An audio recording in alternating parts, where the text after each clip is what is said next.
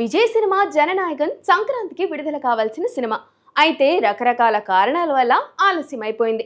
తమిళనాట ఎన్నికలకు ముందు ఈ సినిమా విడుదల చేస్తే అది విజయ్ పొలిటికల్ కెరీర్ కి ప్లస్ అవుతుందని భావించారు.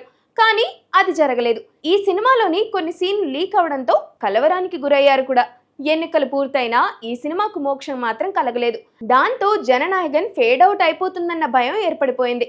మరోవైపు అనుకున్న సమయానికి ఈ సినిమా విడుదల చేయకపోవడంతో ఓటీటీలు తమ ఆఫర్ని వెనక్కి తీసుకోవడానికి ప్రయత్నించాయి.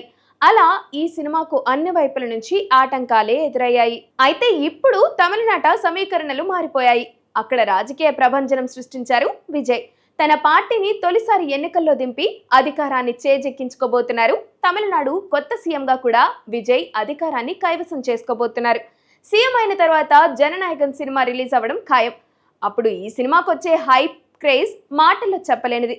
అసలు టాక్ తో సంబంధం లేకుండా థియేటర్లు కిక్కిరిసిపోవడం, కనక వర్షం కురవడం గ్యారంటీ. ఎన్నికల ముందు రిలీజ్ చేస్తే ఫలితం ఎలా ఉండేదో ఊహించలేం, కానీ ఇప్పుడు మాత్రం రికార్డుల దుమ్ము దులపడం ఖాయంగా కనిపిస్తుంది.